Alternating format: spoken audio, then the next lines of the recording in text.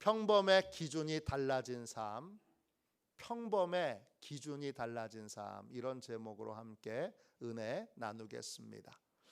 오늘 함께 읽은 말씀은 예레미야서입니다. 예레미야는 하나님의 선지자, 예언자입니다. 하나님께서 예레미야에게 주신 하나님의 말씀을 이 책에 기록해 놨습니다. 예레미야는 이스라엘이 남과 북으로 나눠져 있을 때 남유다 왕국에서 40년 이상 활동했던 예언자입니다. 그의 이름은 히브리어로 이르메야후라고 그렇게 읽을 수 있습니다. 이게 예레미야로 우리 한국말로 음역된 건데, 이르메야유의 뜻은 하나님께서 흩으신다, 이런 뜻입니다. 이스라엘 백성들에게 재앙이 있을 거고 바벨론 포로로 끌려갈 것에 대한 예언을 했기에 그의 이름이 하나님께서 흩으신다라는 의미를 가지고 있습니다. 그의 아버지는 제사장 힐기야이고 그는 평생 결혼하지 않고 독신으로 지냈습니다. 그는 이스라엘 죄에 대해서, 이스라엘 백성들의 죄에 대해서 늘 애통하는 마음으로 울던 선지자입니다. 별명이 있는데 눈물의 예언자, 고독의 예언자, 고난받는 예언자, 불굴의 예언자, 그런 별명을 가지고 있습니다. 예레미야서를 쓰는 방법은 하나님께서 그에게 하나님의 말씀을 들려주시면 그가 입으로 구술을 합니다. 그러면 옆에 조수였던 바룩이라는 사람이 그걸 받아 적습니다. 그렇게 해서 완성된 책이 바로 예레미야서입니다. 오늘 우리는 예레미야서에서 17장을 읽었는데 이 17장에는 두 가지의 인생이 나옵니다. 사람을 의지하는 인생과 하나님을 의지하는 인생. 무엇을 의지하느냐에 따라서 인생의 결과가 달라집니다. 사람을 의지하는 인생은 저주를 받고 하나님을 의지하는 인생은 복을 받습니다. 지금 여러분은 무엇을 의지하고 계십니까? 오늘 읽은 예레미야 17장 5절 6절은 사람을 의지하는 사람의 미래를 우리에게 소개합니다. 사람을 의지하는 인생의 내용을 잘 보면 그냥 흔히 일반적으로 우리 주변에서 만나는 사람들의 모습과 똑같습니다. 예레미야 17장 5절입니다. 제가 읽겠습니다. 여호와께서 이와 같이 말씀하시니라. 무릇 사람을 믿으며 육신으로 그의 힘을 삼고 마음이 여호와에게서 떠난 그 사람은 저주를 받을 것이라. 사람을 의지하는 사람은 마음에서 하나님에게서 마음이 떠난 사람입니다. 떠났다, 이 말이 히브리어로 수르입니다. 뜻은 관심을 끈 상태라는 뜻이에요.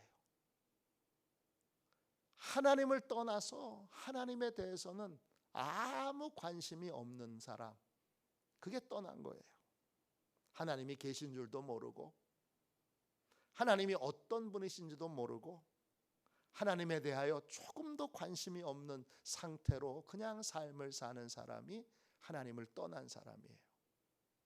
이 사람들은 자연히 사람을 의지하게 되어 있습니다.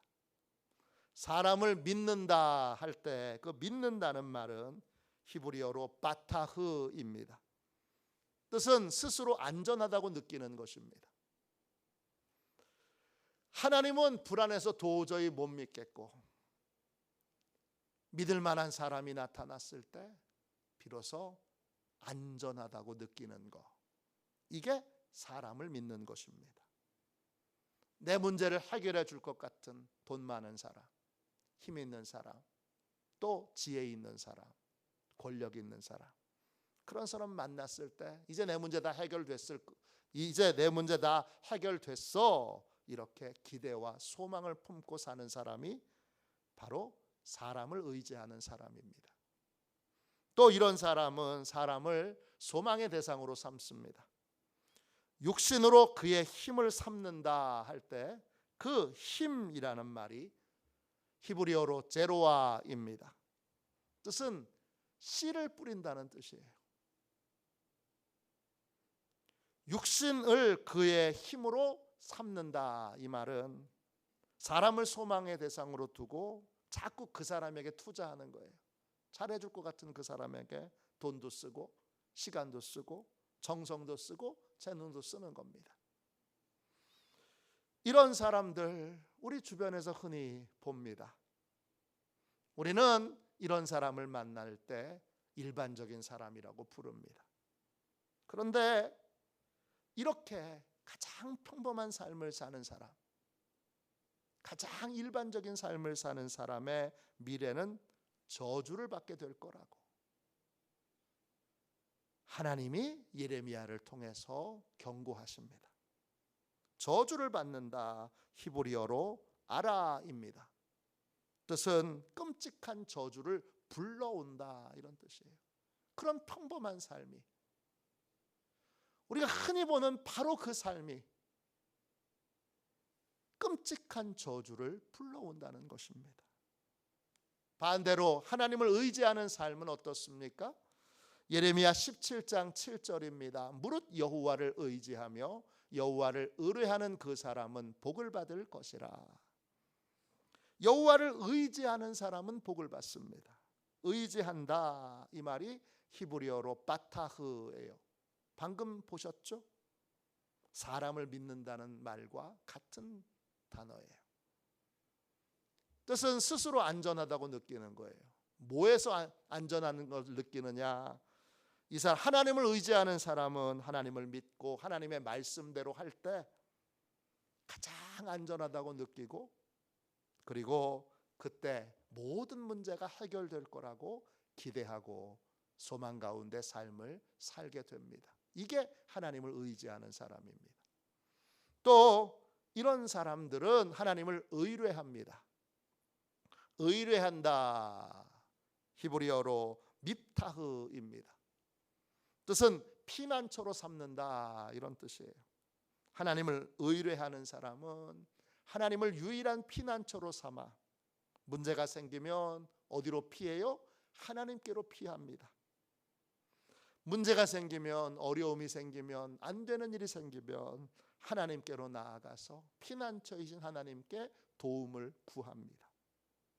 하나님의 말씀이 해결 책임을 믿고 하나님이 말씀하실 때 그 말씀대로 행합니다.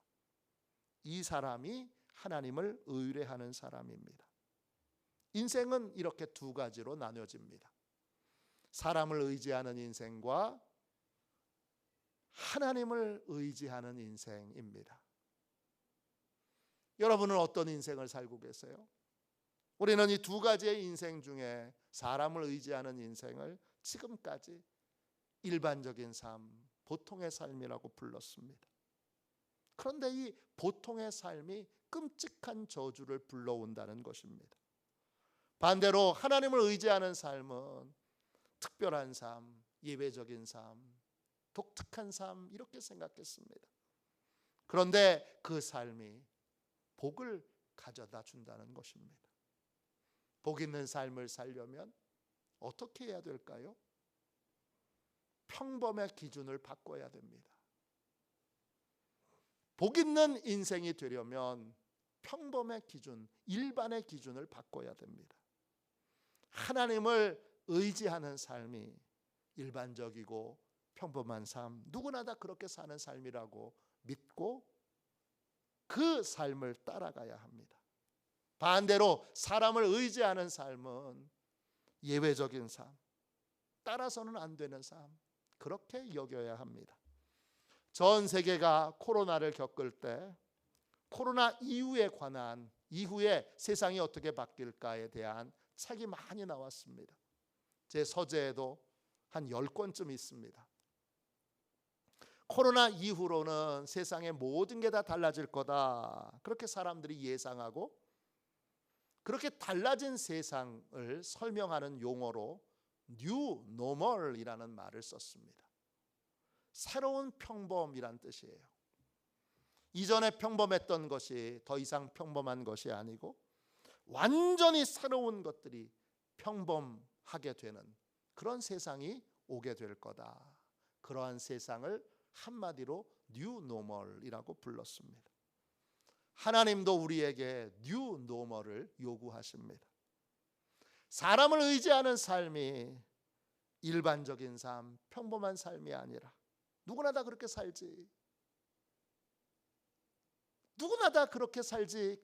그 삶을 표준된 삶으로, 평범한 삶으로 그렇게 여길 때에는 우린 모두가 다 끔찍한 저주의 미래를 만나게 됩니다. 평범의 기준이 달라져야 합니다. 하나님을 의지하는 삶이, 하나님을 믿고 따르는 삶이 가장 일반적이고 가장 평범한 삶이 되어야 합니다. 그럴 때 우리는 저주 대신에 놀라운 하나님의 복을 받는 미래를 맞이할 수 있습니다. 2003년도 6월 저는 금호제일교회 부목사로 교회를 섬기고 있었습니다. 당시 담임 목사님은 장광영 목사님, 감리교 감독 회장님이셨습니다. 그때 저는 미국으로 목회를 나가고 싶었습니다. 미국으로 목회 나갈 기대와 소망을 가지고 있었습니다. 금호제일교회 담임 목사님이신 장광영 목사님은 감리교 감독회장으로 감리교회 행정적으로 가장 힘이 있는 분입니다. 또 그분이 제일 아끼는 아들같이 여기는 분이 미국 뉴저지 주의 미 연합감리교회 감리사였습니다. 이분은 이름이 박정찬 감리사님이신데 나중에 뉴저지주의 감독이 되셨고 지금은 은퇴하셨습니다. 저는 감독님의 사랑을 많이 받았습니다. 그리고 그 감독님과 또 우리 박정찬 감리사님을 통해서 뉴욕이나 뉴저지로 목회를 나갈 수 있도록 돕겠다는 약속도 받았습니다. 저는 두 분이 힘써 주셔서 미국에 있는 교회에 부임하게 될 줄 알았습니다. 저는 두 분의 도움으로 미국에서 새로운 목회를 하게 될 거라고 기대했습니다. 그런데 예상치 못했던 변수가 생겼습니다. 그게 6월입니다. 2003년도 6월에 금요 철야 기도회를 하는데 하나님께서 한 번도 말씀하시지 않았던 특별한 말씀을 하셨습니다. 물속으로 뛰어들어라. 이런 말씀이었습니다. 너무나 선명하고 크고 분명한 그러한 음성이었습니다. 한 번만 들려주신 게 아니라 기도의 자리에만 서면 계속 물속에 뛰어들어라. 물속에 뛰어들어라 하셨습니다.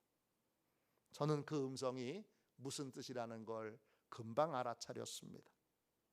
주님은 선지자 요나가 배를 타고 도망가다가 회개하는 마음으로 물속에 던져지도록 한 것처럼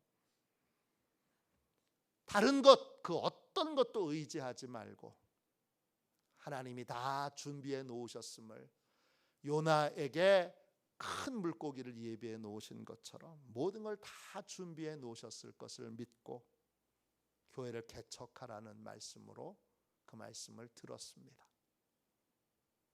물속은 교회를 개척하는 걸 의미합니다. 하나님과 많은 씨름의 시간을 가졌습니다. 처음 제 인생에 없었던 계획을 하나님이 말씀하시고 명령하시는 것이었기 때문입니다. 꽤 힘든 과정을 거쳤지만 그때 비로소 내가 참 하나님을 안 믿는구나 라고 하는 걸 처절하게 깨닫는 순간이었지만 저는 결국 순종하여 교회를 개척하라는 하나님의 명령에 따랐습니다. 돌이켜보니 그때 그 하나님의 명령은 사람을 의지하지 말고 하나님만 의지하라는 명령이었습니다. 그때 제가 그 명령을 따르지 않고 끝까지 사람을 의지하는 삶을 고집했다면 제 인생은 크게 두 가지 중에 하나였을 겁니다. 장광현 목사님께서 제가 원하는 대로 해주셨다면 그러면 저는 사람에게 감사하고 사람에게 영광 돌리는 삶을 살았을 겁니다. 반대로 제가 원하는 대로 되지 않았다면 사람에게 실망하여 원망하는 마음을 마음에 품고 늘 아쉬운 마음을 가졌을 것입니다. 그런데 하나님이 그 길을 막아주셨습니다. 그리고 하나님이 책임져 주시는 세계 안으로 뛰어들라고 하셨습니다. 그 세계로 뛰어들었더니 돌이켜보니 순간순간은 어려울 때가 많이 있었지만 그러나 전체로 보면 부족함이 없는, 참으로 모자람이 없는 그러한 행복한 삶이었습니다. 장광영 목사님과도 계속 사람을 의지하는 관계였다면 목사님도 불편하셨을 텐데 제가 아예 아무것도 의지하지 않으니까 끝까지 좋은 관계를 유지했고 지금도 장광영 목사님께 배웠던 여러 목회의 교훈들을 삶에 잘 적용하고 활용하고 있습니다. 돌이켜보면 그 순간이 너무 감사합니다. 하나님이 제 인생에 갑자기 느닷없이 개입하셔서 사람을 의지하지 못하게 하셨습니다. 그것이 사람을 의지하는 삶에서 저를 빼내주신 것이 제가 지금까지 어려움이 없었던 건 아니지만 큰 어려움 없이 하나님이 주시는 은혜와 복을 누리는 비결인 것 같습니다. 복 있는 삶을 살려면 평범의 기준이 달라져야 합니다. 진정한 평범은 하나님을 의지하는 삶을 사는 것입니다. 사람을 의지하는 삶은 아주 예외적이고 그리고 그 길을 가서는 안 됩니다. 왜 안 됩니까? 끔찍한 저주를 불러오기 때문입니다. 어떤 저주인데요? 오늘 본문이 사람을 의지하는 사람에게 어떤 비극적인 일이 일어나는가, 이걸 우리에게 잘 보여주고 있습니다. 예레미야 17장 6절입니다. 이 한 절입니다. 이 한 절 말씀이 우리에게 끔찍한 비극이 무엇인지, 사람을 왜 의지하지 말아야 되는지를 설명해 줍니다. 그는 사막의 떨기나무 같아서 좋은 일이 오는 것을 보지 못하고 광야 간조한 곳, 건건한 땅, 사람이 살지 않는 땅에 살리라. 사람을 의지하는 사람에게 어떤 비극적인 일이 일어납니까? 첫 번째, 빈 껍데기 행복이 기다리고 있습니다. 빈 껍데기 행복. 사람을 의지하는 사람을 사막의 떨기나무와 같다고 했습니다. 떨기나무가 어떤 나무일까요? 유모세 선교사님이 쓰신 책 열린다 성경 식물 이야기, 이 책에 보면 이 사막의 떨기나무의 별명이 나옵니다. 별명이 뭐냐 하면 소돔의 사과입니다. 소돔이 멸망할 때 함께 저주를 받았다. 그래서 별명이 소돔의 사과입니다. 이 나무에 맺혀지는 열매는 모양이 꼭 사과 같습니다. 큽니다. 그런데 속은 텅 비어 있습니다. 안에는 하얀 실들이 이렇게 있는데 아무짝에도 쓸모가 없습니다. 사람을 의지하는 사람은 겉으로 보면 성공한 것처럼 보여질 수 있습니다. 그러나 그 사람의 내면은, 그 사람의 본질은 텅 빈 아무것도 아닌 인생입니다. 가짜 성공, 겉모양만 아름다운 성공, 그런 성공을 누리는 것이 바로 사람을 의지하는 사람의 미래입니다. 성경의 인물로 말하면 사울 왕과 같습니다.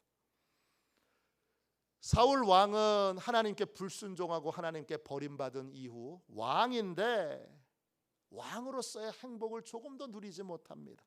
그는 악령에게 괴롭힘을 받아서 불면증에 시달립니다. 블레셋과의 전쟁에서 그는 안타깝게도 다윗 소년 다윗의 도움으로 전쟁에 승리합니다. 그런 다음 죽을 때까지 다윗을 질투하는 삶을 삽니다. 겉모양은 키가 다른 사람 머리보다 하나 더 큰, 키도 크고 잘생기고 또 갑옷도 입으면 풍채도 좋은 그러한 멋진 왕의 모습이지만 그는 하나님께 불순종한 이후, 하나님께 버림받은 이후 단 한 번도 행복한 삶을 누리지 못합니다. 1954년 어니스트 헤밍웨이는 노인과 바다라는 소설로 노벨 문학상을 받았습니다. 노벨 문학상이 얼마나 대단한 상입니까? 우리도 이제 겨우 한 분 받았는데 많은 분들이 축하를 해주고 있습니다. 노벨 문학상을 받고 나서 그는 엄청난 인기, 부를 다 누립니다.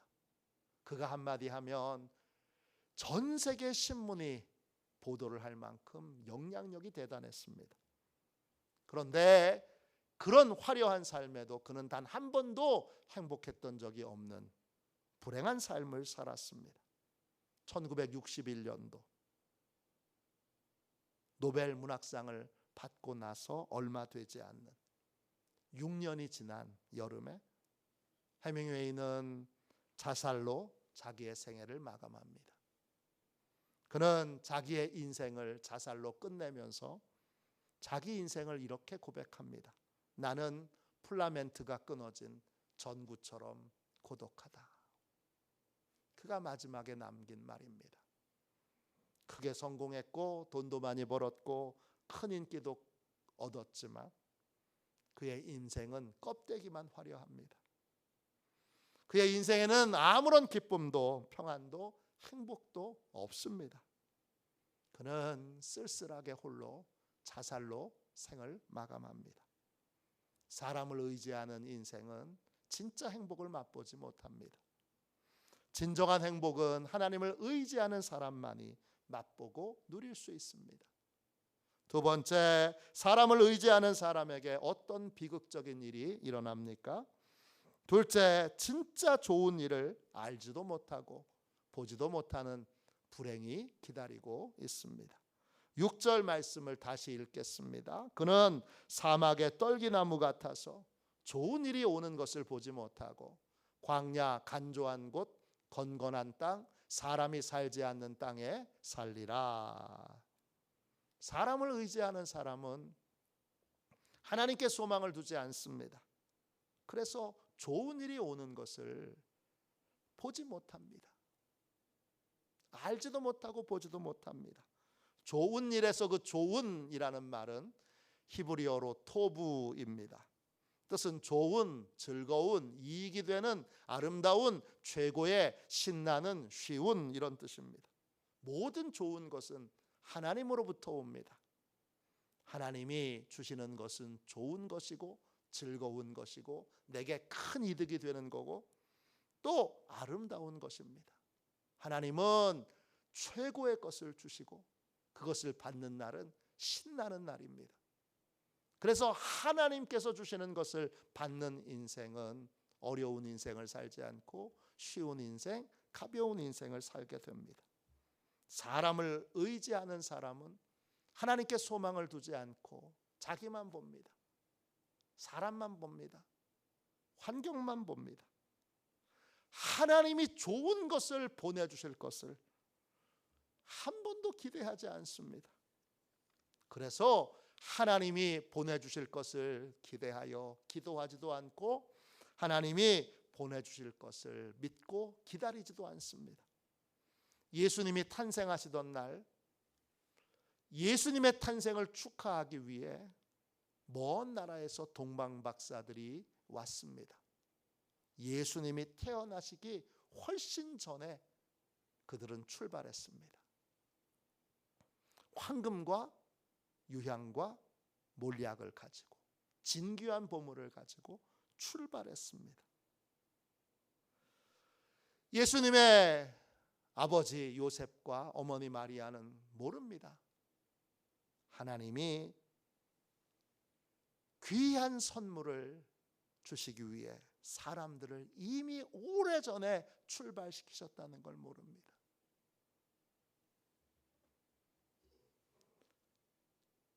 사람을 의지하는 사람은 하나님이 보내주시는 것을 모릅니다.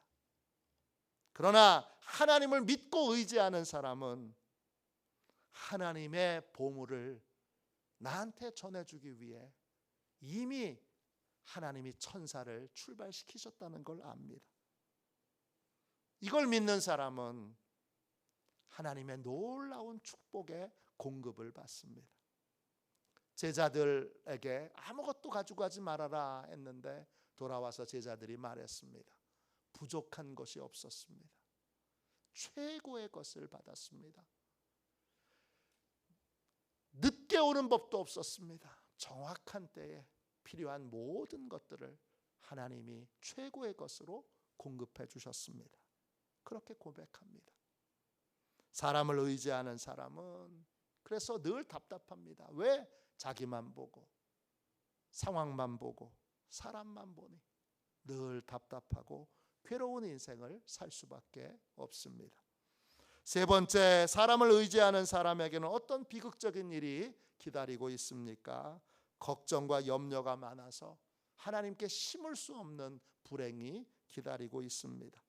6절 말씀 다시 한 번 더 읽겠습니다. 그는 사막의 떨기나무 같아서 좋은 일이 오는 것을 보지 못하고 광야 간조한 곳 건건한 땅 사람이 살지 않는 땅에 살리라 그랬습니다.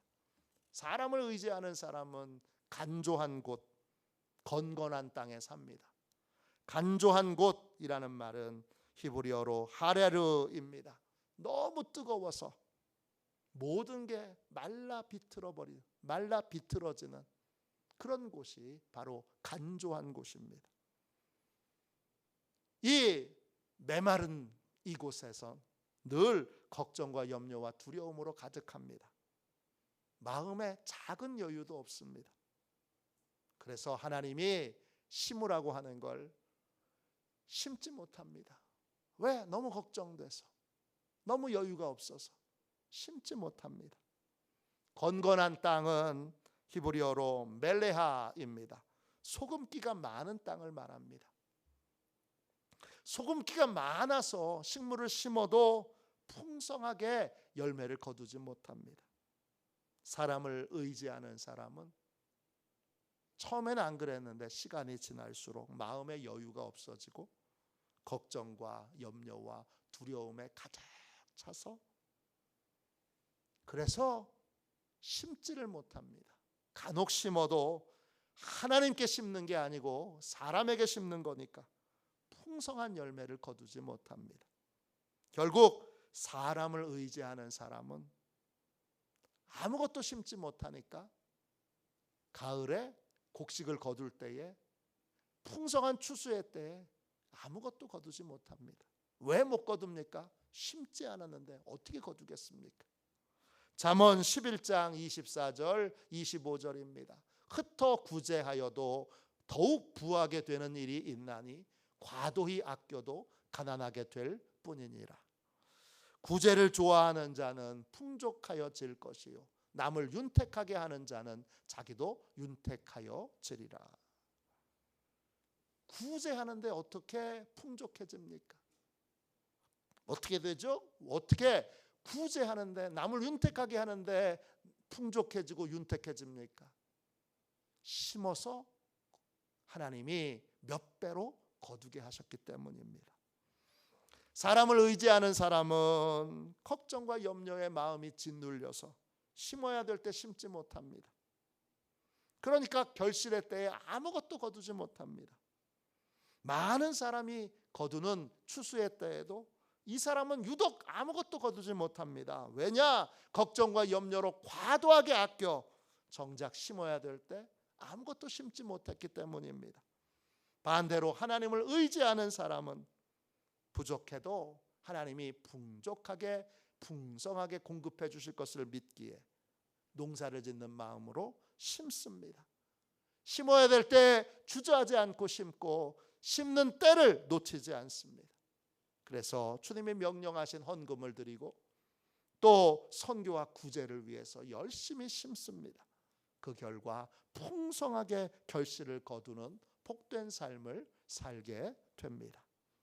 마지막 네 번째로 사람을 의지하는 사람에게 어떤 비극적인 일이 기다리고 있습니까?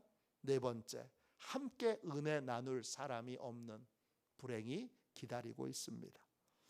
예레미야 17장 6절을 마지막으로 한 번 더 읽겠습니다. 그는 사막의 떨기나무 같아서 좋은 일이 오는 것을 보지 못하고 광야 간조한 곳 건건한 땅 사람이 살지 않는 땅에 살리라. 사람을 의지하는 사람은 사람이 살지 않는 땅에 살게 됩니다. 왜 사람이 없는 땅에 살게 됩니까? 걱정과 염려로 인색하여 나누고 베푸는 삶을 살지 못했기 때문입니다. 우리를 향한 하나님의 뜻은 생존이 아니고 풍성입니다. 요한복음 10장 10절입니다. 내가 온 것은 양으로 생명을 얻게 하고 더욱 풍성히 얻게 하려는 것이라. 하나님의 뜻은 더 풍성히 얻는 것입니다. 풍성한 삶을 누리는 것입니다. 풍성은 뭡니까?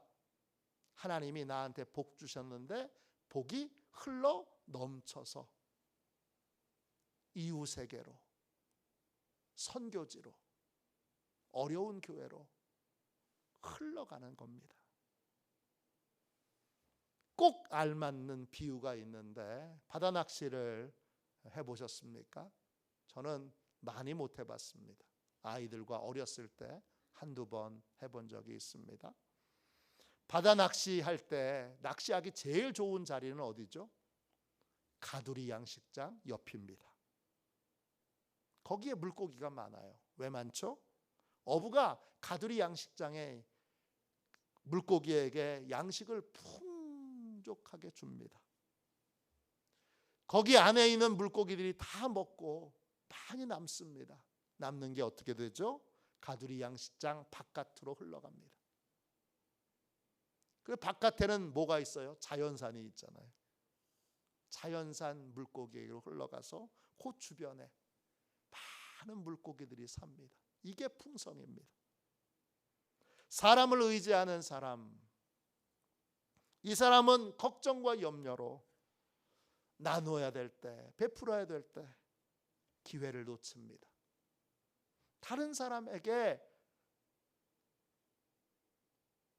받아먹는 것은 또는 다른 사람이 베푸는 것은 악착같이 받아먹으면서 자신은 조금도 베풀려 하지 않습니다. 전에 학교에 가면 100원만 선배가 항상 있었습니다. 들어보셨어요? 오래전 제가 대학 다닐 때입니다. 학교 가면 자판기 앞에 꼭 서서 친구나 후배를 부릅니다. 그리고는 얘기합니다. 100원만. 한 번이 아닙니다. 매일입니다. 어쩌다 한 번 동전이 없어서 자판기에 커피를 빼먹어야 되는데 돈이 없어서 돈을 한 번 빌리는 게 아니라 매번 자판기 앞에서 학교 등교하면 꼭 자판기 앞에서 누군가 부릅니다. 누구야? 잠깐 와봐. 왜요 형? 100원만. 그래서 별명이 100원만 선배입니다. 직장에도 있습니다. 직장에도 꼭 자판기 앞에서 100원만. 지금은 커피값이 100원이 아니죠. 제 대학 다닐 때 얘기입니다. 이런 분들은 아주 작은 것이든 큰 것이든 남의 거 뜯어먹는데 탁월한 능력이 있습니다. 그런데 정작 자기는 이런저런 이유로 한 번도 베풀지 않고 한 번도 밥을 사는 법이 없습니다. 왜? 각종 염려와 걱정이 그의 인생에 있기 때문입니다. 이런 메마른 인생에는 사람들이 몰려들지 않습니다. 2001년도 텔레비전 프로그램 중에 느낌표라는 프로그램이 있었어요. 들어보셨죠? 이 느낌표라는 프로그램이 두 개인가 있었는데 그 중에 하나가 책을 읽읍시다. 이런 프로그램이 있었어요. 들어보셨죠? 이 책을 읽는 프로그램은 한 달에 한 권씩 책을 선정해서 이달의 책 그렇게 선정해서 그 책을 같이 다 읽고 인터뷰하면서 그 책 읽으셨어요? 이게 이런 게 인터뷰하는 겁니다. 2002년도 10월에 이 책을 읽읍시다에 선정된 도서의 제목이 혼자만 잘 삶은 무슨 재민겨 이런 제목의 책입니다. 들어보셨나요? 이 책의 저자는 농부입니다. 전우익이라고 하는 농사 짓는 분이에요. 예수 믿는 분 아니고 교회 다니는 것 같지는 않습니다. 그런데 이분이 이 책에 이런 글을 남겼습니다. 혼자만 잘 삶은 별 재미 없디더 뭐든 여럿이 논아갔고 모자란 곳을 두루 살피면서 채워주는 것 그게 재미난 삶 아니껴 그렇게 적어놨어요. 이해하셨어요? 혼자만 잘 살면 무슨 재미가 있냐. 여럿이 함께 나눠 갖고 모자란 사람이 있으면 베풀어 채워주는 것 그게 재밌는 삶 아니냐 이런 내용입니다. 농사를 짓는 농부의 해안으로 행복한 삶, 재밌는 삶을 정의해 주신 겁니다. 아주 짧은 말이지만 제 기억에 오래 남는 말이었습니다. 사람을 의지하는 사람은 옆 사람, 뒷 사람을 보지 못합니다. 누구만 보느냐? 앞 사람만 봅니다. 내가 저 사람 따라잡아야 되는데. 그래서 베풀고 나누고 섬기는 삶을 살지 못합니다. 그러나 하나님을 의지하는 사람은 풍성한 삶을 삽니다. 하나님 자신이 풍성한 분이시기에 풍성한 은혜를 베풀고 나누는 걸 기뻐하고 즐거워합니다. 많아서 나누는 게 아닙니다. 하나님의 은혜와 사랑이 그 안에 있기에 베풀고자 하는 마음, 나누고자 하는 마음이 풍성하게 생겨 옆 사람에게 나누고 뒷사람에게 나누고 또 지친 사람에게 나눠 그 사람 주변에는 사람들이 많이 있습니다. 함께 그들과 슬픔도 나누고 기쁨도 나누고 은혜도 나누고 기도 제목도 나누는 그런 사람들이 하나님을 신뢰하는 사람 주변에는 많이 있습니다. 이것이 하나님을 의지하는 사람의 삶입니다. 인생은 크게 두 종류의 인생이 있습니다. 사람을 의지하는 삶과 하나님을 의지하는 삶입니다. 사람을 의지하는 삶은 한마디로 모태 인생입니다. 행복하지 못해. 좋은 일이 오는 걸 보지 못해. 복된 미래를 위해 심지 못해. 이웃을 위해 사랑을 나누지 못해. 모태 인생입니다. 사람을 의지하는 삶은 결국 부족하고 모자라고 메마르고 궁핍한 삶을 살게 됩니다. 이러한 삶을 일반적인 삶, 보통의 삶이라고 생각해서는 안 됩니다. 이런 삶은 예외적인 삶이고 본받거나 따라서는 안 되는 삶입니다. 우리가 일반적이라고 여겨야 될 삶은 하나님을 의지하는 삶입니다. 하나님을 의지하는 삶을 당연한 삶, 일반적인 삶, 그렇게 여기며 그걸 기준 삼고 하나님이 이끄시는 대로 순종하여 하나님이 주시는 놀라운 복과 은혜를 마음껏 누리는 시온의 모든 가족들이 되시기를 주님의 이름으로 축원합니다. 이 시간